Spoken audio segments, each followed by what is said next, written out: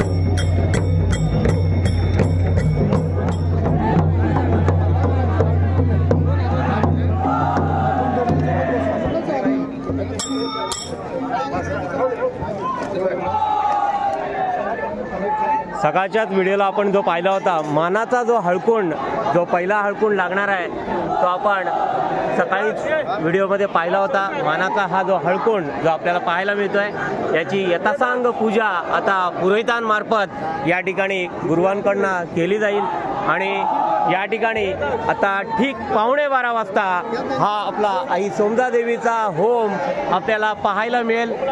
संपूर्ण श्रीवर्धन शहर आणि पंचक्रोशीतील सगळे भाविक या ठिकाणी आपल्याला या होलिकोत्सवानिमित्ताने श्रीवर्धनची आई सोमजा देवीची ही होळी आपल्याला या ठिकाणी पाहायला मिळेल। संपूर्ण श्रीवर्धनकर आणि हा जनसमुदाय या ठिकाणी पाहायला मिळेल। आणि अजून एक पाहायला मिळेल ती म्हणजे श्रीवर्धनची ही जी होळी आहे आणि हा जो मधला जो खांब आहे, श्रीवर्धनचे जे मानकरी आहेत रोहिदास समाज यांच्याकडनं हा खांब काढला जाईल, तो सुद्धा आपल्याला पाहायला मिळेल।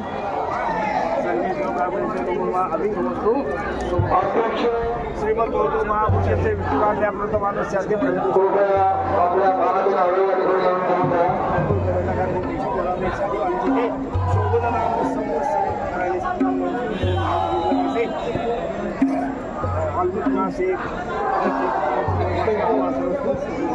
अध्यक्ष सौम्य देवकर ट्रस्ट शरदपूर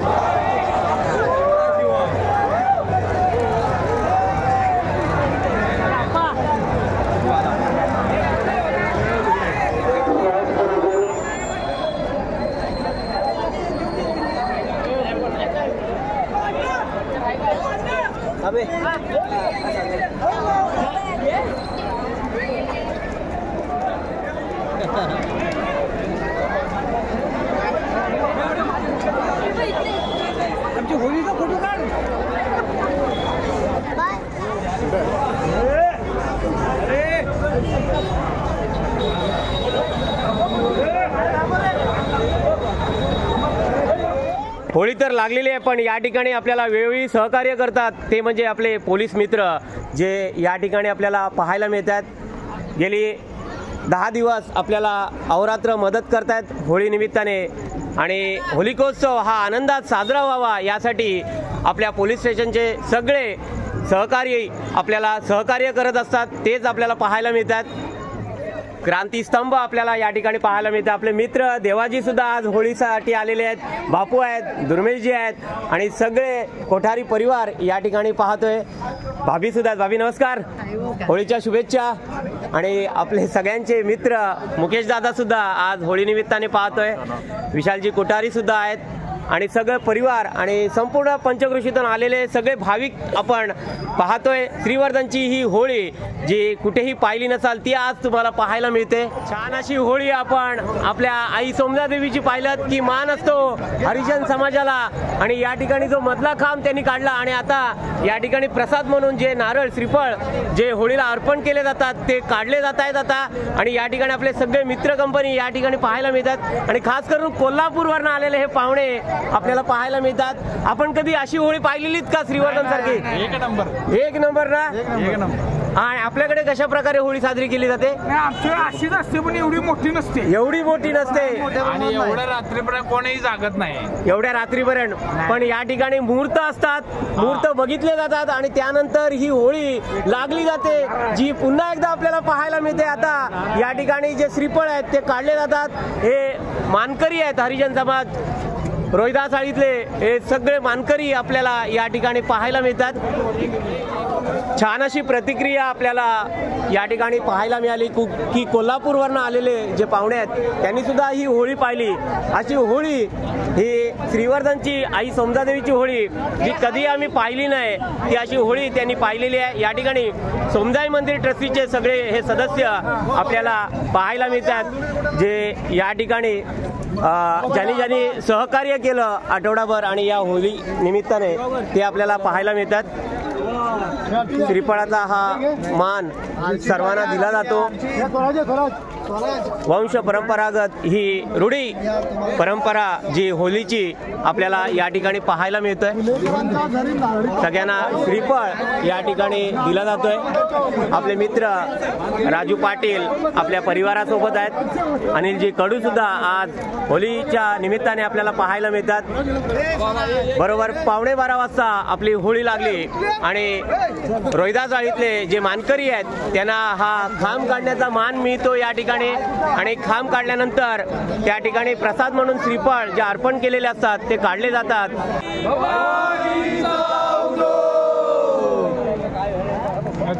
सोमनादेवीचं दर्शन करण्यासाठी वेगवेगळ्या ठिकाणाहून येतात.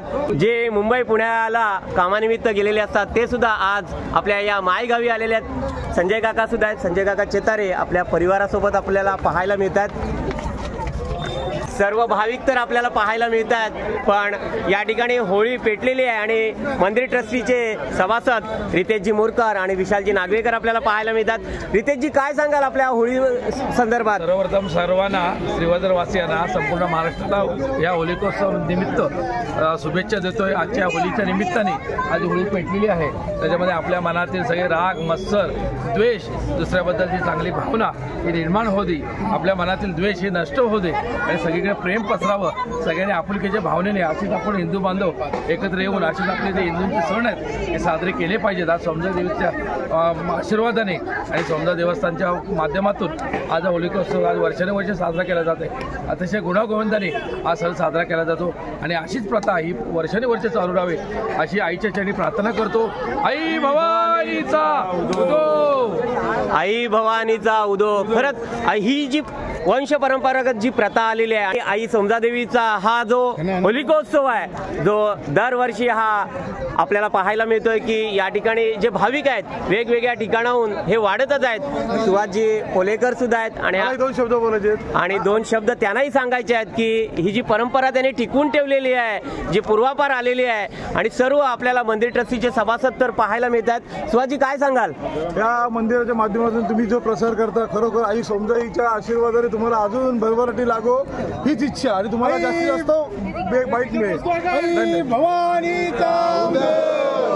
खरंच आपल्याला त्यांनी सुद्धा सांगितलेलं आहे की आपल्याला सुद्धा शुभेच्छा दिलेल्या आहेत ह्या होळी निमित्ताने आणि या ठिकाणी सर्व भाविक तर आपण पाहतोय, पण जे जुने जाणते मंदिर ट्रस्टीचे जे सभासद आहेत आपले आप्पा बोरकर या ठिकाणी आपण पाहतोय. सगळे मित्र आपल्याला दुर्मिळजी आहेत, विशालजी आहेत, सर्वजण आपण पाहतोय आणि हा उत्सव या ठिकाणी आई समजादेवीचा होळीचा या ठिकाणी संपन्न झालेला आहे जो आपल्याला पाहायला मिळाला आहे.